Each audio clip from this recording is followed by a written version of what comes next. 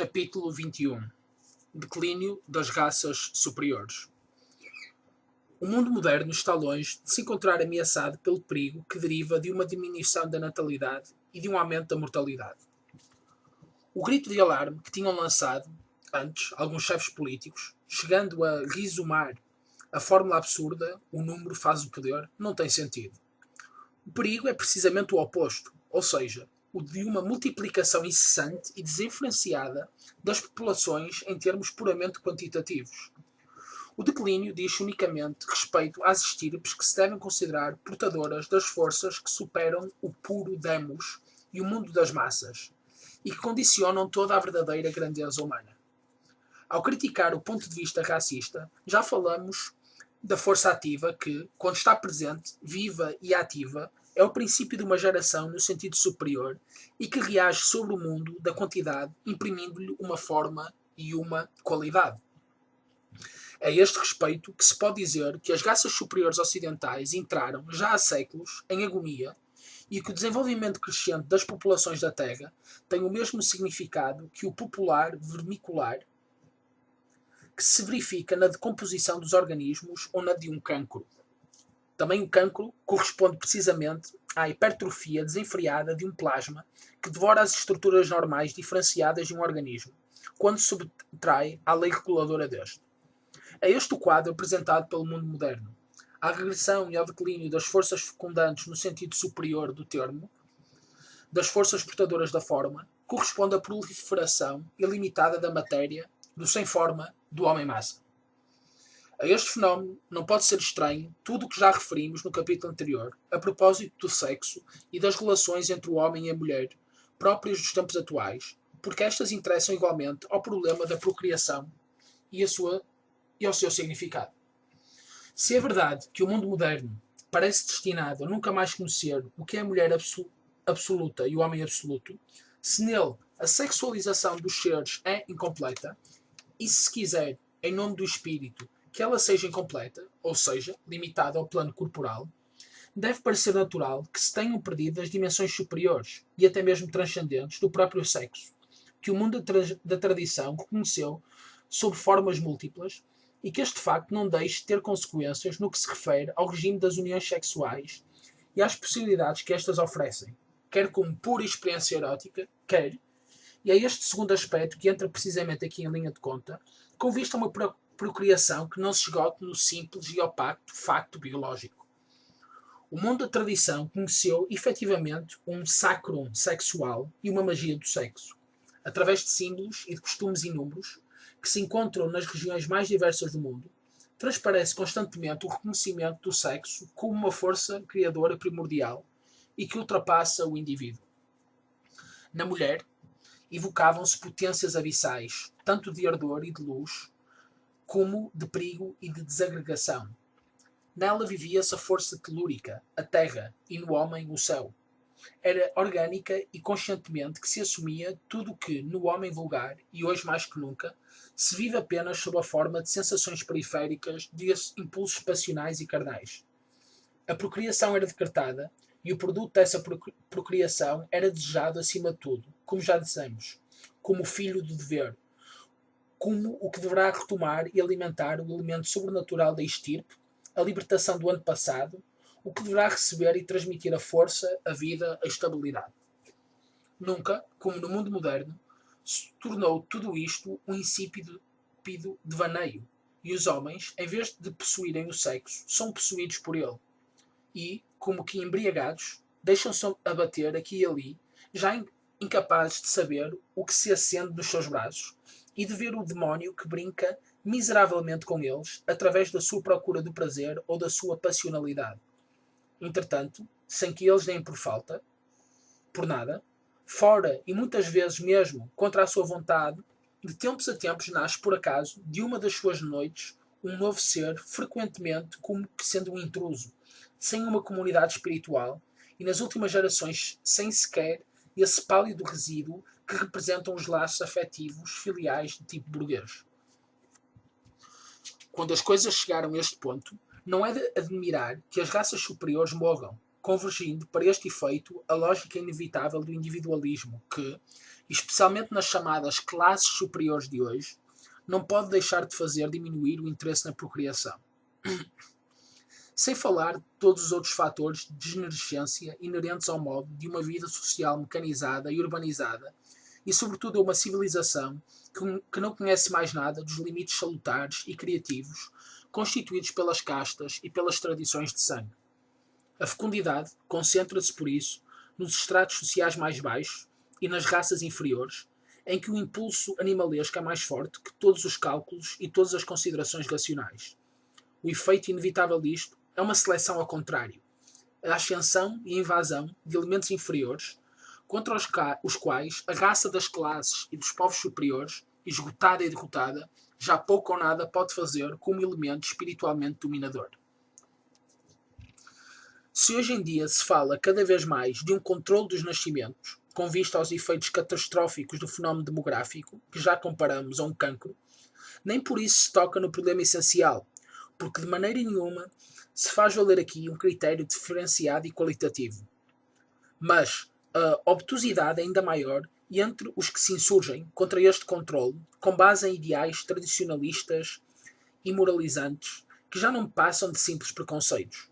Se é a grandeza e a potência de uma estirpe que nos interessa, é inútil preocupar-nos com a qualidade material de ser pai, quando esta não é acompanhada pela qualidade espiritual da paternidade, no sentido de interesses superiores, de justa relação entre os sexos e, sobretudo, do que significa realmente virilidade, do que esta significa num plano diferente do naturalista.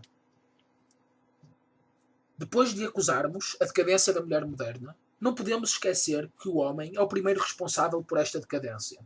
Tal como a plebe nunca teria podido irromper em todos os domínios da vida social e da civilização se tivessem existido verdadeiros reis e verdadeiros aristocratas, igualmente numa sociedade dirigida por homens verdadeiros, nunca a mulher teria querido e podido tomar o caminho por que hoje está a avançar.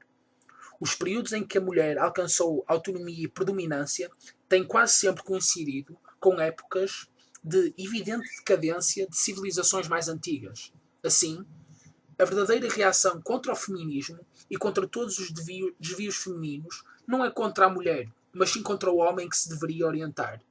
Não se pode exigir que a mulher volte a ser mulher a ponto de se restabelecerem as condições interiores e exteriores necessárias à reintegração de uma raça superior, quando o homem já não conhece mais que um simulacro da virilidade.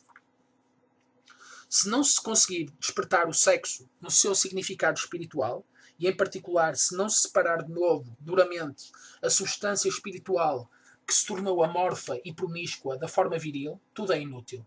A virilidade física, fálica, animal e muscular é obtusa. Não contém nenhum germen criativo no sentido superior do termo. O homem fálico tem a ilusão de possuir, mas na realidade é passivo.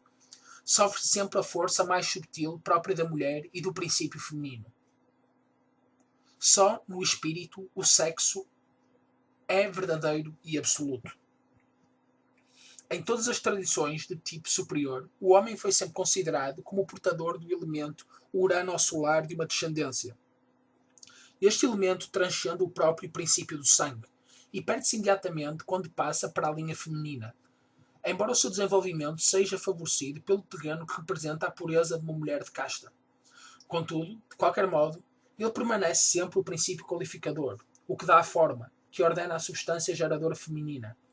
Este princípio está em relação com o próprio elemento sobrenatural, com a força que pode fazer correr para cima a corrente, e de que a vitória, a fortuna e a prosperidade de uma estirpe normalmente são consequência.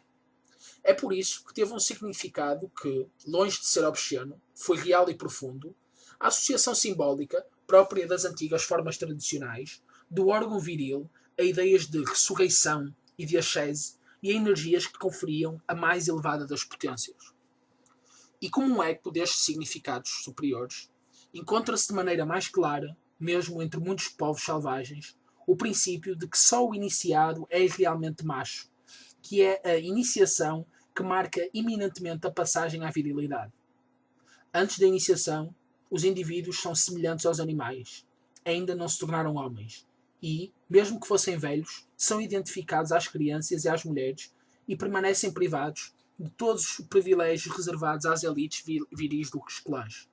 Quando se perde o sentido de que é o elemento suprabiológico que é o centro e a medida da verdadeira virilidade, mesmo que se continue a reivindicar o nome de homem, na realidade não se passa de um eunuco, e a paternidade não tem outro significado senão o de uma paternidade de animais, que, toldados pelo prazer, procriam cegamente outros animais, espectros de existência semelhantes a eles próprios.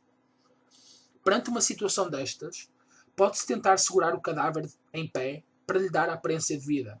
Pode-se tratar os homens como se fossem coelhos e garanhões, racionalizando cuidadosamente as suas uniões, pois eles não merecem outra coisa, mas não devemos iludir-nos.